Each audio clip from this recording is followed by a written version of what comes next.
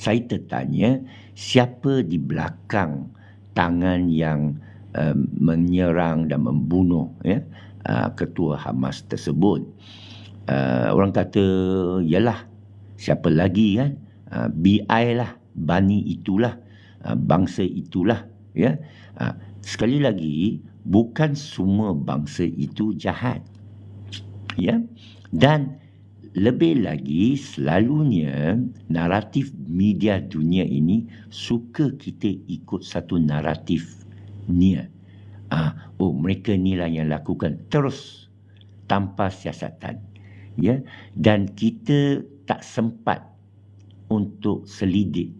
Kita terus diajukan naratif pihak itu yang membunuh, pihak itu yang menyerang, pihak itu yang bersalah. Terus kita pun angguk dan terima tanpa selidik. Jadi ini penting. Bukan bermakna kita tolak atau nafikan yang dituduh, tapi dia setakat didakwa, dakwaan, tomahan, mungkin fitnah dan datang dari orang fasik. Kita kena tahu kenapa dilakukan di Tehran, di Iran. Apakah, dan saya dengar pula berita bahawa Iran penyokong-penyokong rakyat Iran, grup-grup di sana yang militan telah melaungkan ingin balas dendam. Saya dah dengar ingin balas dendam ini lama, dah 40 lebih tahun. Ya. Jadi tentu sekali kita yang dah lama, lebih tua, imbas kembali dan tanya soalan, bukan bermakna kita dah tua dah, tak mampu nak fikirkan, tapi nak fikir juga seberapa tajam yang boleh selagi kita hidup, fikirkan, tapi nak fikir juga seberapa tajam yang boleh selagi kita hidup untuk memberikan naratif alternatif atau tambahan atau nasihat, iaitu berhati-hati dalam membaca media sosial daripada dulu lagi. Jadi kalau sekarang, ia provokasi, ya. Tentu sekali ini provokasi. Tidak ada sebab untuk membunuh ketua Hamas. Tidak sebab. Mereka tengah perang. Mereka mempunyai kuasa lebih tinggi. Kenapa nak mencetuskan sesuatu? Kita dulu perhati pada masa mula perang daripada tahun lepas, mereka nak sangat Iran masuk campur. Ya, mereka nak Hezbollah menyerang, dan ada yang kata bila engkau nak serang, Saudi buat sesuatu, Yemen Houthi telah membuat sekatan serangan kepada kapal musuh di Laut Merah dan Teluk Pasir dan sebagainya. Jadi saya jadi Exco Pemuda PAS Pusat yang pertama dalam sejarah bukan Melayu. Tahun 85 saya jadi calon lawan Daim Zainuddin 86. Sejarahnya cukup lama. Saya ingin tulis novel hidup saya sebelum saya meninggal dunia. Banyak pengajaran di sana, banyak selok-belok di sana, banyak tipu hela saya jumpa, banyak mainan politik, banyak orang kita sangka kawan adalah lawan, banyak orang kita sangka lawan sebenarnya malaikat. Alhamdulillah. Saya harap bila saya tulis buku itu sebelum saya meninggal dunia, biiznillah, yang membacanya, saya akan tulis di sanalah. Saya akan tulis. Saya wakafkanlah semua royalty kerana saya meninggal dunia, barulah saya akan keluarkan buku tersebut. Saya wakafkanlah semua untung tu. Ibu saya walaupun susah hidup dia ada harta sedikit, tapi sekarang dia kepada saya, kenapalah, suara hatilah, kenapalah saya tidak dilahirkan dalam keluarga ini? Itu falsafah, tuan. Itulah falsafah. Bukan falsafah berjela-jela. Kata-kata dalam hati waktu itulah falsafah. Waktu itulah terbangun hati sedikit, tertanya, menyoal kejadian dirinya, menyoal, bertanya, siapa penciptaku? Waktu kecil. Dari sanalah bibit-bibit ada benih dalam hati saya, ingin mencari kebenaran, ingin sangat tahu, kagum dengan fakta astronomi, bumi bulat, matahari bulat, 93 juta batu, ambil 8 minit untuk cahaya sampai. Waktu punya jauhnya. Ya. Tentang bulan, tentang angkasa lepas, tentang bintang-bintang Proxima Centauri. dia itu wahdahu, wahid, wahdahu. Kewujudan dia hanya satu, la syarikalah, tidak ada yang sekutu dengan dia.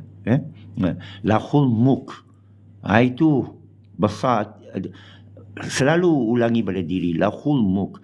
Lahul bermakna kepunyaan dia, mulk alam ini. Masa dulu ada penguat kuasa kan, nak cucuk kita semua kan. Saya tak pandang lah, saya tak kisahlah polis ke roadblock apa. Saya kata hanya engkau penguat kuasa. Polis bagi lepas. Pergi mana? Pasir Mas. Buat apa? Alamak, tak ingat lah. Ada lesen? Mesti ada lesen, ada.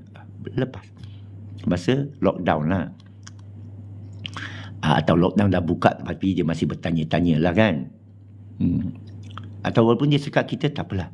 Ustaz pergi lorong belakangnya. Ada yang macam tu. Ustaz Muhammad kau boleh beritahu saya lah.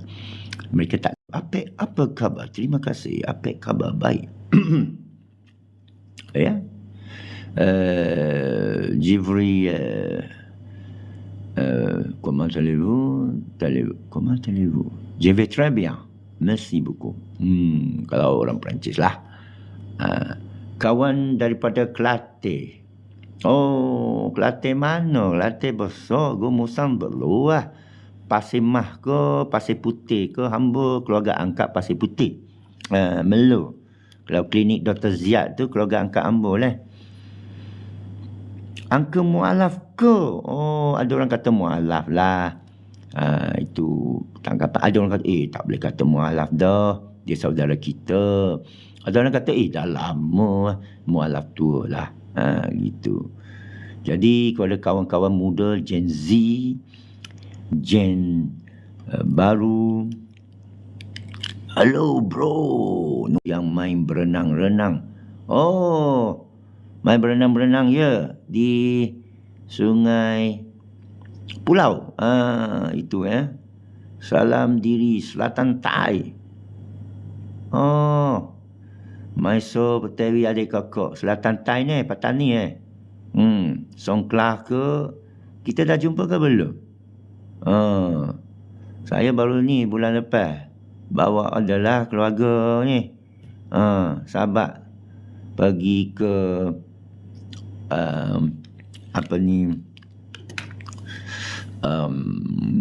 Kelantan lah, bawa kereta masuk lah.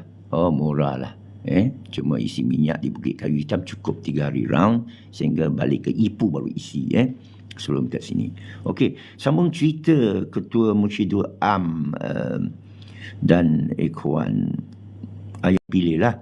Jadi itu hukum cantik Islam. Jadi saya memeluk Islam kerana asbabnya saya kesusahan. Jiwa saya tak tenteram. Sampai sekarang ke Pek?